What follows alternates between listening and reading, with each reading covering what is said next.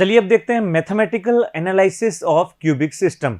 अभी तक हम क्यूबिक सिस्टम देख रहे थे कि 14 ब्रेविस लेटिस सिस्टम हमने देखे थे, 7 क्यूबिक क्रिस्टल सिस्टम थे जिनके 14 ब्रेविस लेटिस थे। अब हम इनका मैथमेटिकल एनालिसिस एंड टाइप्स देखते हैं। तो सबसे पहले हम देखें कि जो सिंपलेस्ट क्रिस्टल सिस्टम है क्यूबिक सिस्टम, इसको हम 3 इसमें पार्ट्स में डिवाइडेड कर रहे हैं, जिसमें सबसे पहला है simple cubic system. Simple cubic, और सिंपल क्यूबिक किसको कहेंगे? जिसमें जो एटम्स होंगे वो कॉर्नर्स पर होंगे, जितने भी कॉर्नर्स हैं वो ऑक्यूपाई करेंगे एटम्स। सेकंड सिस्टम में बॉडी सेंटर्ड क्यूबिक, बीसीसी। इसमें क्या होगा कि कॉर्नर पर तो होंगे ही, साथ में एक एटम जो होगा वो बॉडी सेंटर में भी होगा, इनसाइड द क्यूबिक भी होगा एक atom. Face centred cubic system, इसमें कॉर्नर्स पर तो होंगे ही, साथ में जो फेसेस हैं, 6 फेसेस जो हैं क्यूबिक के, इस फेस के अंदर भी यहां पर एक एटम एक एक फेस में रहेगा। नेक्स्ट देखें इसके बाद number of atoms in a unit cell, कि एक जो यूनिट सेल होती है उसमें टोटल एटम कितने होंगे। तो उसके लिए हम क्या कर रहे हैं, एक फॉर्मूला तैयार कर रहे हैं जिससे हम किसी भी क्यूबिक सिस्टम में total number of atoms unit cell में काउंट कर सकें। और फॉर्मूला ये है NC/8। NC क्या है? कॉर्नर के जो एटम्स हैं उनके नंबर्स डिवाइडेड बाय 8। NF/2 यानी जो फेस, जितने भी जो फेस पर एटम्स हैं, अपॉन 2। NI मतलब इनसाइड, यानी बॉडी सेंटर्ड इनसाइड, इनसाइड में जितने भी एटम है डिवाइडेड बाय 1। ये जो डिवाइडेशन है ये है कि कोई भी एटम किसी दूसरे क्यूबिक सिस्टम के साथ कितना पार्टिसिपेट कर रहा है। जैसे कॉर्नर का जो एटम होता है, कॉर्नर वाला, ये 8 क्यूबिक सिस्टम में एक साथ पार्टिसिपेट करता है, यानी 8 क्यूबिक सिस्टम का पार्ट है एक एटम, तो यहां divided by 8 per unit cell. Face centred, face centred में क्या होता है कि एक जो फेसेस होती है वो 2 क्यूबिक सिस्टम का पार्ट होते हैं, divided by 2। Inside, inside the cubic, और इनसाइड तो एक ही होगा पार्ट उसका, 1। इस तरह से हम देख लेंगे। चलिए जैसे एग्जांपल देखते हैं। सिंपल क्यूबिक, सिंपल क्यूबिक में कॉर्नर पर 8 एटम्स होंगे, कोई फेस सेंटर्ड कोई नहीं, कोई इनसाइड नहीं, तो टोटल जो एटम हो गई per unit cell 1। Body centred में कॉर्नर पर तो होंगे ही, इनसाइड 1, तो ये टोटल हो गया 2। यहां पर हो गया फेस सेंटर्ड, कॉर्नर पर 8 डिवाइडेड बाय 8, 6 डिवाइडेड बाय 2, यहां 0 है, तो टोटल हो जाएगा 4 पर यूनिट सेल। इसके बाद इसी से रिलेटेड एक और वर्ड है कोऑर्डिनेशन नंबर। और कोऑर्डिनेशन नंबर में क्या होता है कि कोई भी एटम कितने एटम से, अदर एटम से डायरेक्टली सराउंडेड है, डायरेक्टली सराउंडेड कितने एटम से हैं, वही हो जाएगा इसका कोऑर्डिनेशन नंबर। तो इसमें क्या कह सकते हैं, is defined as the number of nearest neighbour, nearest neighbour और touching particles with other particles present in crystal is called as its coordination number. यानी एक जो पार्टिकल है, एक एटम जो है, उससे कितने टचिंग एटम्स हैं या नेबर एटम कितने हैं, वही है इसका कोऑर्डिनेशन नंबर। और ये डिपेंड करेगा टाइप ऑफ पैकिंग पर या टाइप ऑफ सिस्टम पर। जैसे अगर सिंपल क्यूबिक सिस्टम की बात करते हैं तो कोऑर्डिनेशन नंबर 6 होगा। अगर हम बॉडी सेंटर्ड की बात करते हैं क्यूबिक, इसमें 8 होगा। और अगर हम फेस सेंटर्ड क्यूबिक सिस्टम की बात करते हैं तो इसमें कोऑर्डिनेशन नंबर होगा 12। यानी कि एक एटम जो होगा वो 12 एटम से सराउंडेड होगा।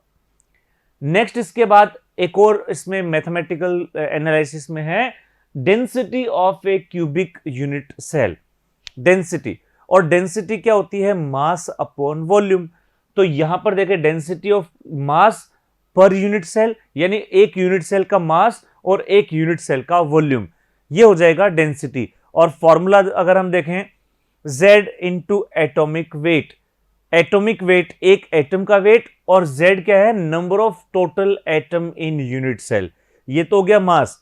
वॉल्यूम, वॉल्यूम क्या होगा, volume of unit cell into n, और ये n क्या है, n है एवोगैड्रो नंबर, क्योंकि ऊपर हमने एटॉमिक वेट लिया है, atomic weight divided by n, तो ये वैल्यू जो होगी ये हमारी इसमें ग्राम के अंदर आ जाएगी।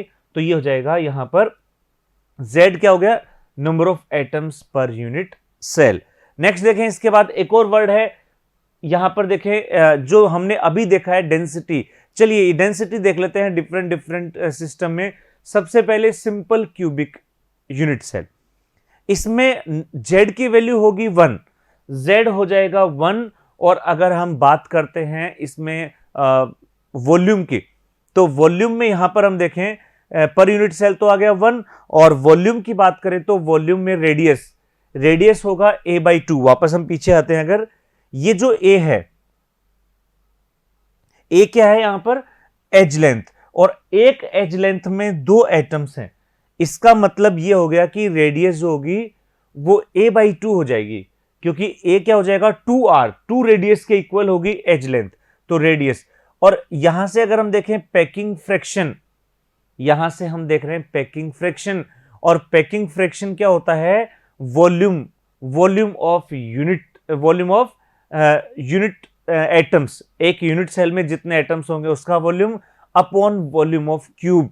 तो ये यहां पर जब हम r की वैल्यू रखते हैं तो हमारे पास आता है 0.52, ये पैकिंग फ्रैक्शन हो गया। और पैकिंग फ्रैक्शन परसेंटेज में देखें तो 52%। पैकिंग फ्रैक्शन वो फ्रैक्शन होता है जिसमें जितने जो क्यूबिक का वॉल्यूम है उस टोटल वॉल्यूम में एटम का ऑक्यूपाइड वॉल्यूम कितना है, तो 52। इसका मतलब जो रिमेनिंग पार्ट है वो क्या हो गया, वॉइड, वो वॉइड हो गया, वो हो गया 48% वॉइड। नेक्स्ट अगर हम देखें body centred cubic unit cell, अब बॉडी सेंटर्ड की बात करते हैं। बॉडी सेंटर्ड में क्या होगा, नंबर ऑफ एटम्स हो जाएंगे 2, नंबर ऑफ एटम्स होंगे 2, क्योंकि 8 जो होंगे कॉर्नर्स वाले डिवाइडेड बाय 8, और 1 होगा इनसाइड द क्यूबिक सिस्टम। यहां जो रेडियस आएगी r, ये होगी √3/a। यहां से हम देख भी सकते हैं ये जो आएगी वैल्यू, ये √3a/2, जो नियरेस्ट एटम है इनकी रेडियस जो है यहां से ये आ जाएगी √3a/4।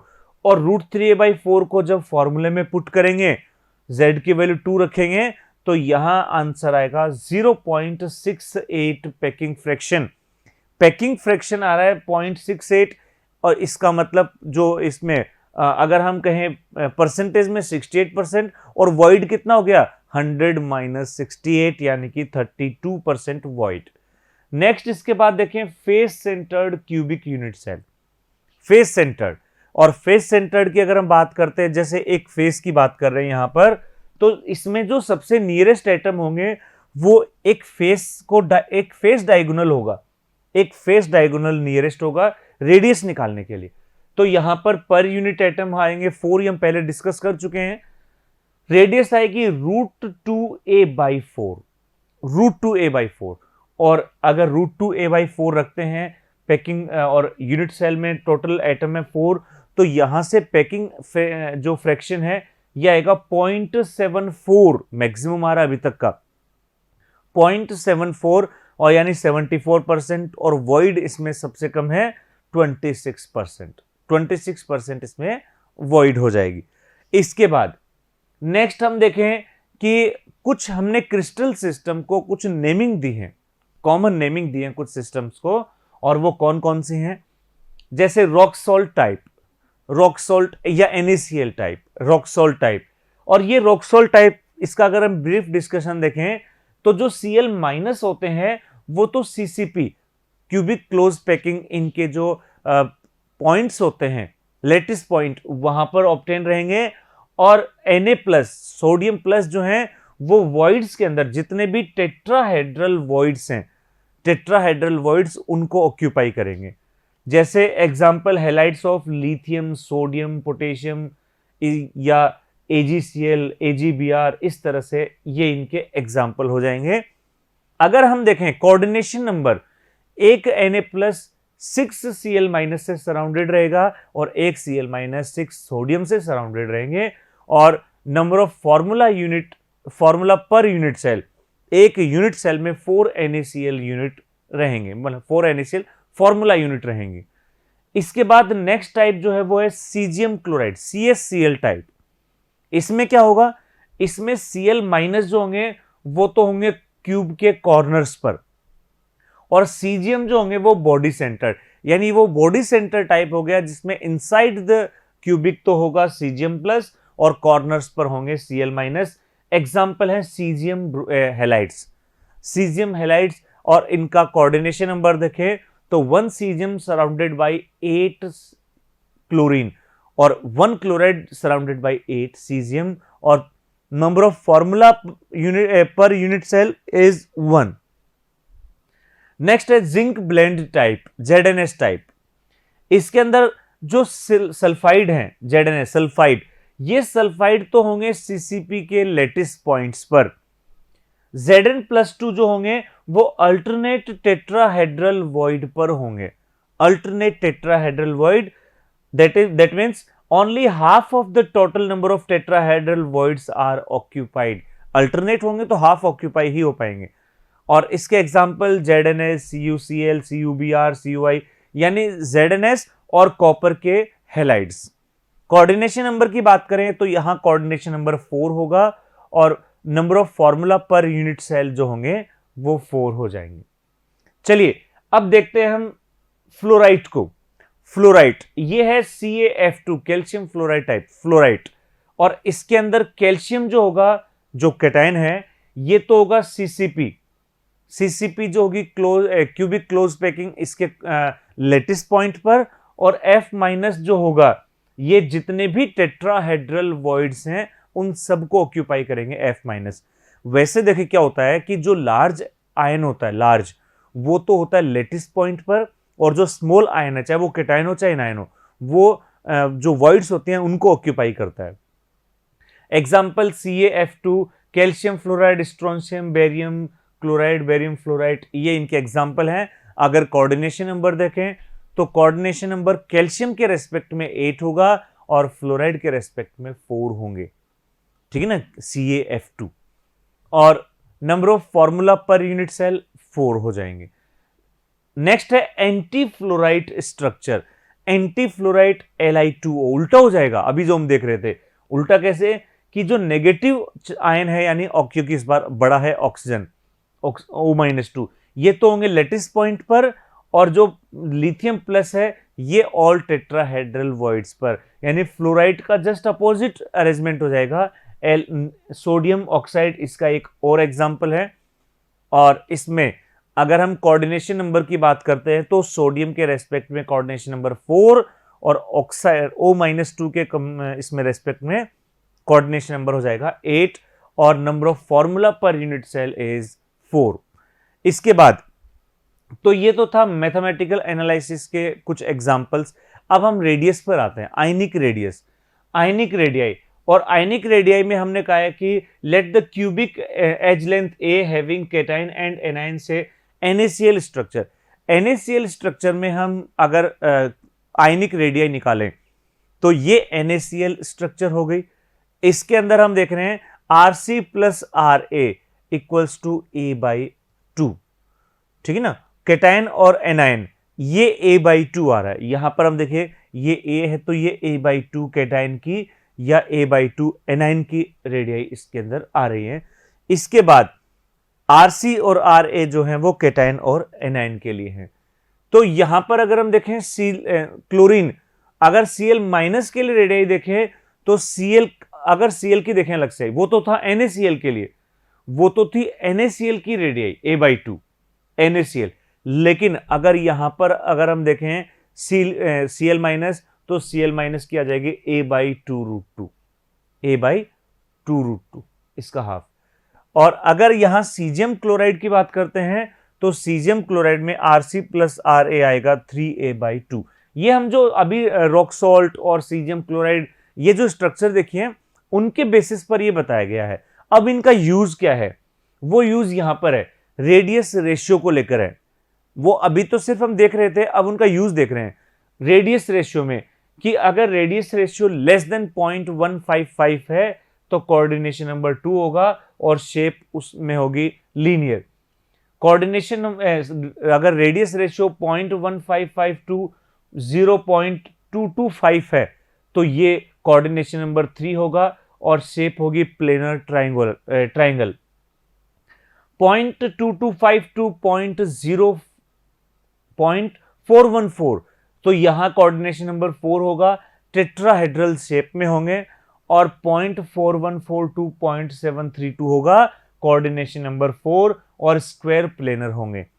इसी तरह से अगर 0.4142 0.74 अगर इसमें कोऑर्डिनेशन नंबर 6 मिलता है तो ये ऑक्टाहेड्रल होगा। कोऑर्डिनेशन नंबर 4 मिले तो स्क्वायर प्लेनर, और कोऑर्डिनेशन नंबर 6 मिले तो ऑक्टाहेड्रल, और लास्ट है ग्रेटर देन 0.732 हो तो कोऑर्डिनेशन नंबर 8 होगा, और बॉडी सेंटर्ड क्यूबिक या क्यूबिकल वॉइड शेप होगी इसका। तो यहां पर ये जो है ये एक तरह से हम कह सकते हैं वॉइड के शेप हैं, और ये हैं कोऑर्डिनेशन नंबर। ये वॉइड के टाइप्स हैं, कोऑर्डिनेशन नंबर, और ये इस तरह से। चलिए आगे बढ़ते हैं। नेक्स्ट है packing of constituents in crystals. अब हम ये देख रहे हैं कि पैकिंग कैसे होती है। पैकिंग, और पैकिंग के अंदर सबसे पहले हम देख रहे हैं क्लोज पैकिंग इन 2 डायमेंशन। अगर 2 डायमेंशन, 1 डायमेंशन का मतलब एक ही लेयर बने, 2 डायमेंशन का मतलब एक प्लेन में एक लेयर बन जाए, जैसे स्क्वायर क्लोज पैकिंग। यहां पर क्या होगा, ये जो एटम्स हैं ये इस तरह से अरेंज होंगे कि इन एटम्स को जो कनेक्ट करने वाली जो लाइन होंगी, ये जो कनेक्टिंग, ये हमेशा एक स्क्वायर की फॉर्म में आएंगे, ऑलवेज एक स्क्वायर फॉर्म करेंगे इस तरह से। तो इनको हम नाम दे देंगे square close packing. First layer, then second layer, then third layer, identical layers repetition होगा। लेकिन अगर हम बात करते हैं यहां पर, देखो ये तो 2 डायमेंशन में, अब हम देखते हैं आगे इसी के अंदर हेक्सागोनल 2 डायमेंशन में ही। इस बार क्या होगा कि फर्स्ट रो, जैसे सिंपल अभी जो हमने देखा था इसमें 2 डायमेंशन में, सेकेंड रो जो होगी इनके जो वॉइड्स हैं, डिप्रेशंस हैं, उन डिप्रेशंस में होगी, और थर्ड लेयर वापस रिपीट हो जाएगी फर्स्ट लेयर का। First layer second layer in depressions में, थर्ड लेयर फर्स्ट लेयर का रिपीटेशन। तो यहां पर जब हम एटम्स के न्यूक्लियस को कनेक्ट करेंगे तो ये एक हेक्सागोनल बनेगा, एक हेक्सागोनल बनेगा, यानी जो सेंट्रल एटम अगर माने तो ये 6 जो कई एटम से सराउंडेड होगा।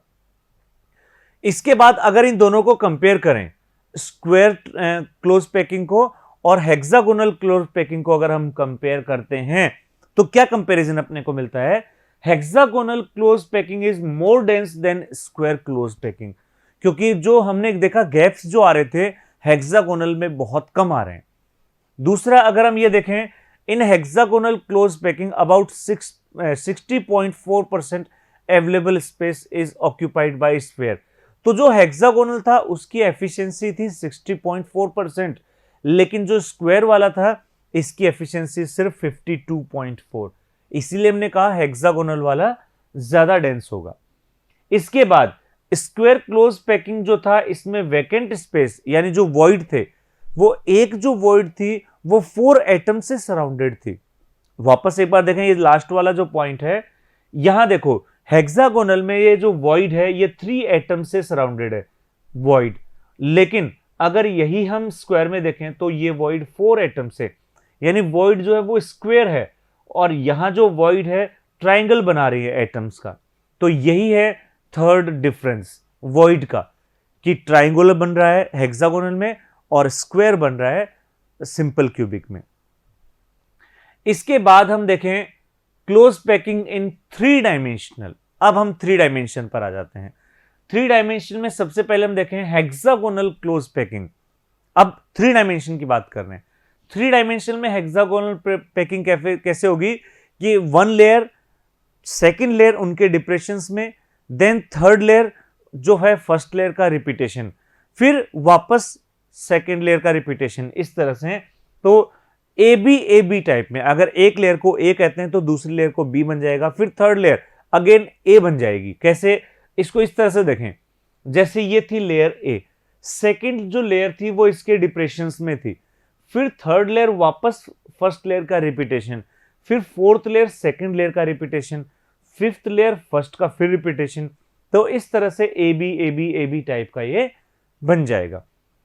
The arrangement is found to represent hexagonal close packing symmetry which means that the whole structure possess 1/6 fold symmetry. तो इसमें इस तरह की सिमेट्री होती है कि इसको हम 1 फोल्ड सिमेट्री बोल देते हैं। 1/6 फोल्ड सिमेट्री, 6 फोल्ड सिमेट्री इस तरह से यहां पर बन जाएगी। इसके बाद नेक्स्ट है क्यूबिक क्लोज पैकिंग, जिसको हम कहेंगे सीसीपी।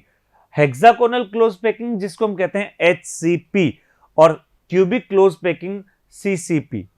इसमें क्या होगा, इसमें देखो इस तरह से होगा, the arrange the sphere on the other set of holes marked by B. यानी कि जो ए लेयर है वो तो वैसी ही लेयर रहेगी जैसे हम जो हेक्सागोनल 2 डायमेंशन पैकिंग में थी।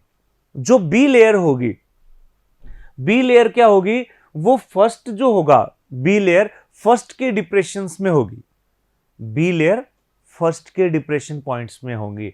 और फिर जो थर्ड लेयर होगी, थर्ड लेयर वो सेकंड लेयर के जो होल्स हैं, सेकंड लेयर के जो डिप्रेशंस हैं उसमें हो जाएगी। यानी ये इस तरह से अरेंज होता है कि ए लेयर इसके डिप्रेशंस में जो आएगी वो बी लेयर, बी लेयर के जो डिप्रेशंस में आएगा वो आएगा सी लेयर। इस तरह से क्या होगा, 3 लेयर्स बन जाएंगी और वो रिपीट होंगी। फिर फर्स्ट ए, फिर यहां पर देखें ये ए बी सी है, फिर वापस ए बी सी रिपीटेशन होने लग जाएगा। यानी इस तरह से अरेंजमेंट होगा कि फर्स्ट लेयर, इसको हम कह सकते हैं एबीसी अरेंजमेंट। इससे पहले जो हेक्सागोनल क्लोज पैकिंग था एचसीपी, उसमें क्या था, उसमें था एबी पैकिंग। ये है एबीसी पैकिंग। तो इसमें 3 लेयर्स बनने के बाद रिपीटेशन होगा। नेक्स्ट देखें इसके अंदर body centred cubic arrangement, body centred BCC हम इसको कहेंगे, बॉडी सेंटर्ड। इसमें क्या होगा कि एक लेयर होगी, कौन सी, जो स्क्वायर प्लेनर वाले, स्क्वायर वाली लेयर थी, ठीक है ना, एक सिंपल जो होगी। This structure will be obtained if sphere of first layer of cubic close packing are slightly opened up and thus none of these is contact with each other.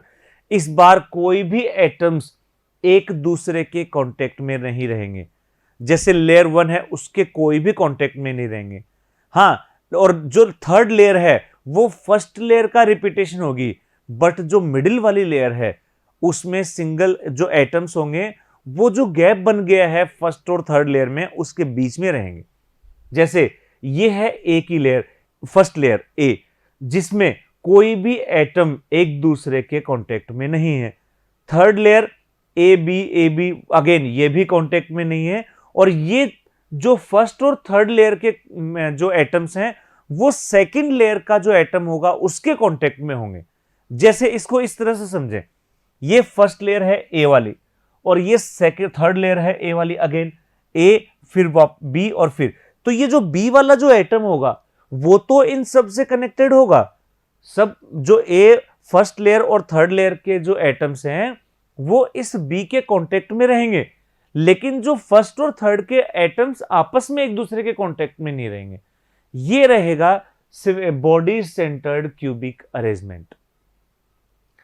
इसके बाद नेक्स्ट हम आते हैं imperfection of solid, imperfection in solid पर। अब हम imperfections पर आते हैं कि क्या कमियां रह जाती हैं जब कोई सॉलिड बनता है, क्या उसमें ड्रॉबैक्स, क्या डिफेक्ट्स रह जाते हैं। इसको हम डिफेक्ट्स इन सॉलिड भी कह सकते हैं, इम्परफेक्शन कहें चाहे डिफेक्ट कहें। सबसे पहले है एटॉमिक इम्परफेक्शन, एटॉमिक डिफेक्ट, और इसको हमने डिवाइड किया है स्टोइकियोमेट्रिक डिफेक्ट में, स्टोइकियोमेट्रिक, नॉन स्टोइकियोमेट्रिक, और इसमें पहले हम देख रहे हैं स्टोइकियोमेट्रिक। और इसमें सबसे पहले है शॉटकी इफेक्ट।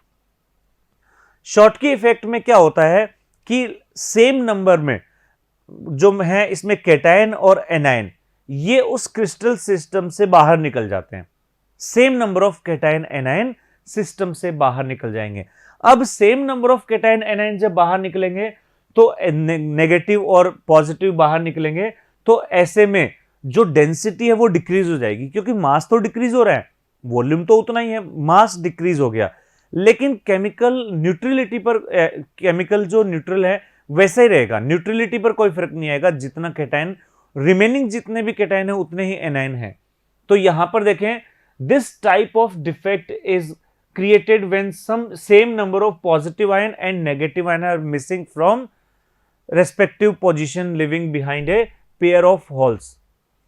शॉर्टकी डिफेक्ट जो होता है ये सबसे ज्यादा कॉमन आयनिक कंपाउंड्स में होता है जिसमें कोऑर्डिनेशन नंबर हाई होते हैं, जैसे NaCl, KCl, सीजियम क्लोराइड, इस तरह से। तो इसमें क्या होता है, इसमें इलेक्ट्रिकल कंडक्टिविटी में कोई डिफरेंस नहीं आता, बट यहां पर जो डेंसिटी है वो डिक्रीज हो गई। नेक्स्ट इसके बाद है फ्रेंकल डिफेक्ट। फ्रेंकल डिफेक्ट में क्या होगा कि कोई केटायन जो होगा वो अपनी पोजीशन से निकलकर क्रिस्टल लैटिस के वैकेंट स्पेस में आ जाता है, वॉइड्स में आ जाता है।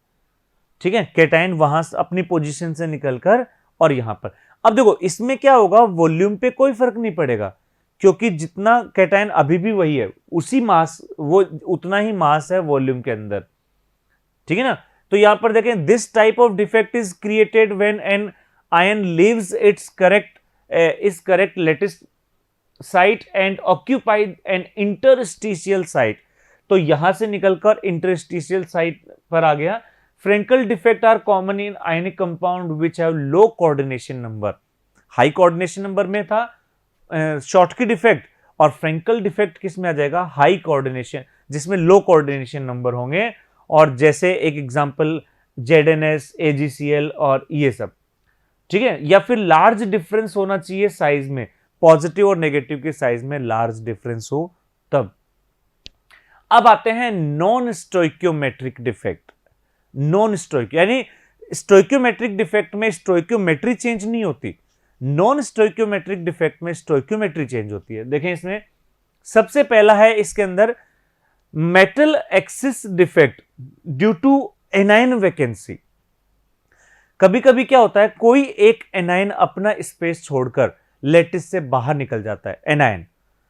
एनाइन लेटिस से बाहर निकल गया और पीछे छोड़ जाता है न्यूट्रल करने के लिए इलेक्ट्रॉन, और जिस स्पेस में वो जो स्पेस वैकेंट होता है उस स्पेस को हम बोलते हैं एफ सेंटर, और यहां एक इलेक्ट्रॉन रह जाएगा। देखें इसमें the holes occupy by electrons are called F centre.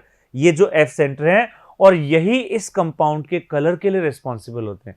Metal axis क्यों कहा, क्योंकि जो नेगेटिव आयन था नॉन मेटल वाला वो निकल गया, तो मेटल इसमें एक्स्ट्रा रह गया, एक जो स्टोइक्योमेट्री है वो चेंज हो गई। मेटल की जो है यहां पर ये कहे जो कोफिशिएंट नंबर जो होता है, स्टोइक्योमेट्रिक जो कोफिशिएंट होता है वो ज्यादा रह गया। एफ सेंटर कलर के लिए होता है। जैसे एक एग्जांपल देखें, the axis sodium in NaCl makes the crystal appears yellow. तो येलो NaCl का येलो कलर ये इसी मेटल एक्सिस डिफेक्ट की वजह से आता है।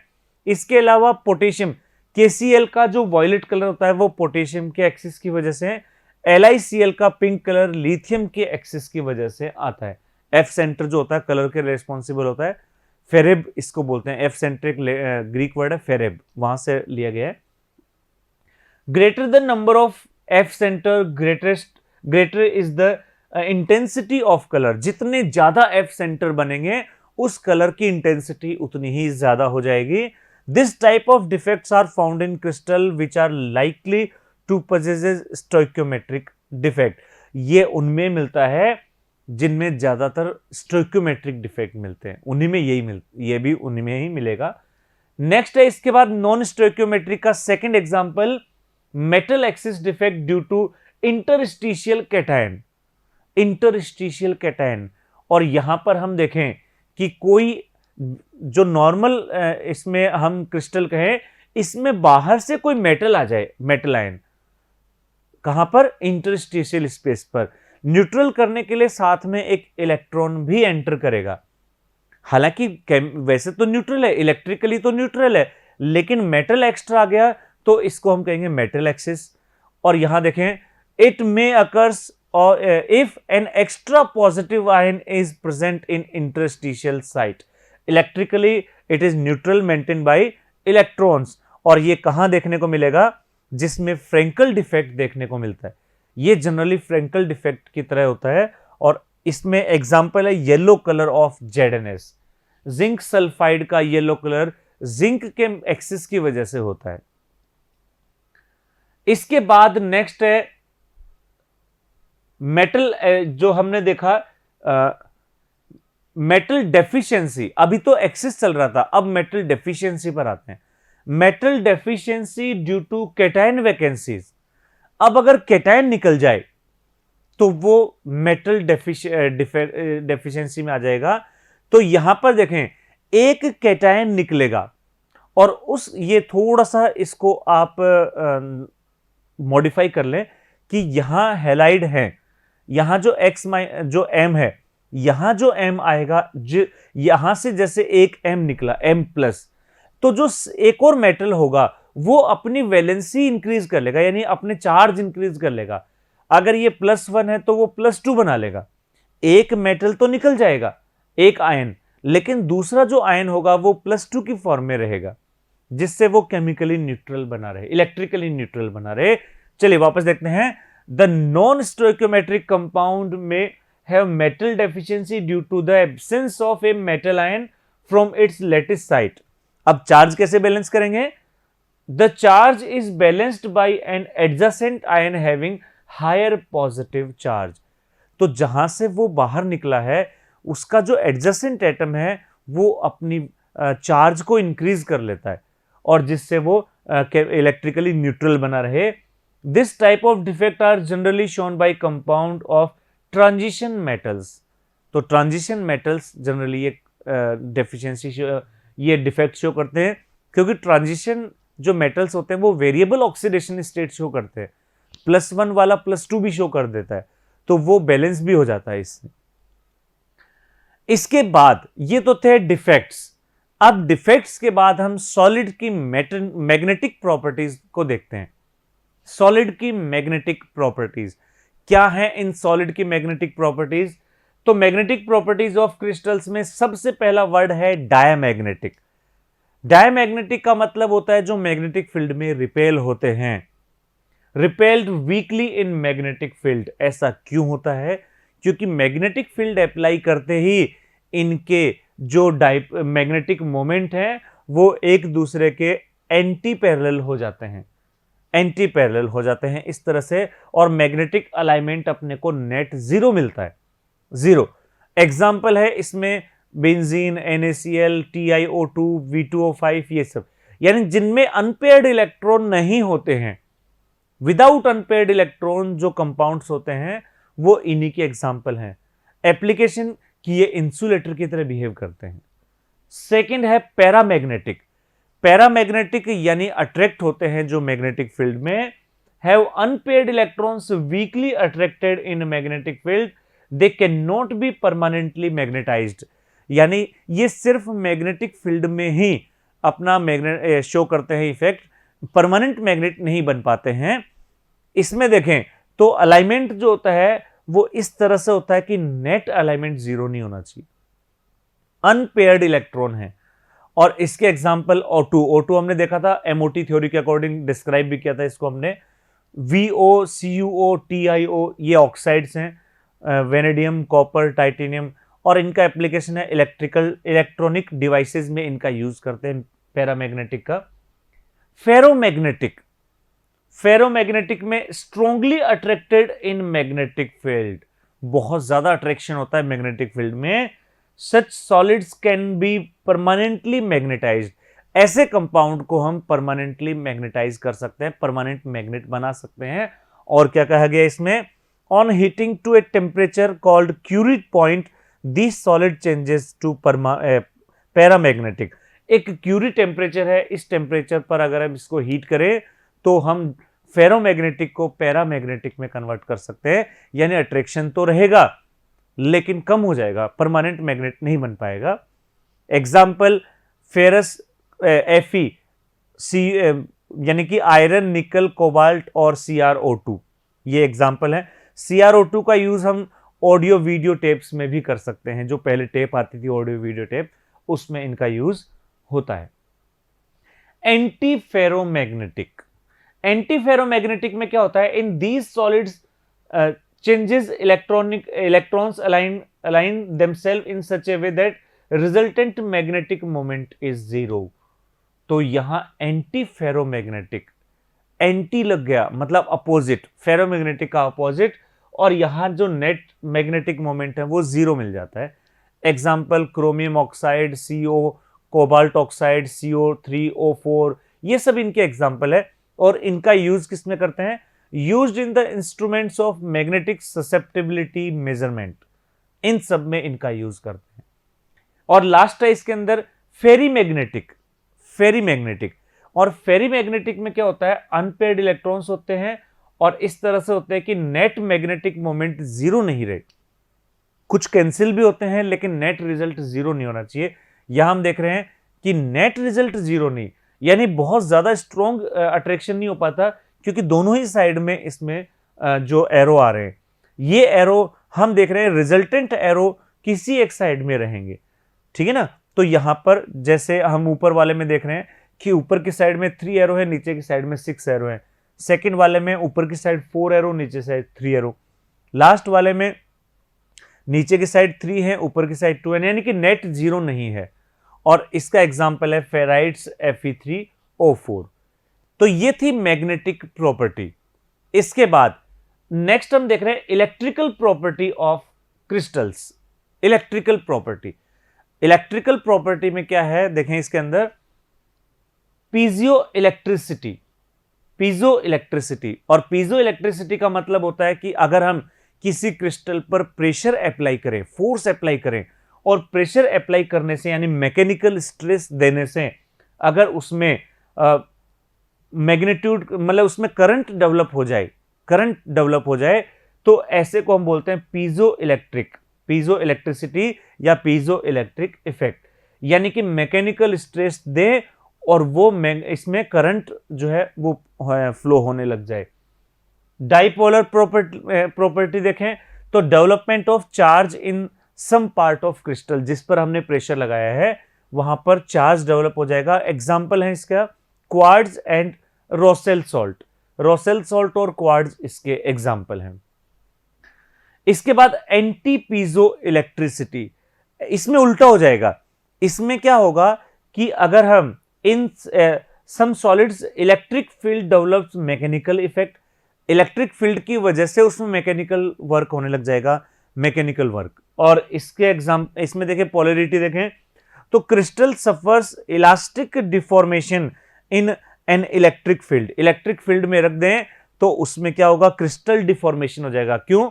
क्योंकि उसमें क्या होता है, वो मैकेनिकल उसमें स्ट्रेस आने लग जाती है, चेंजेस होने लग जाते हैं क्रिस्टल में।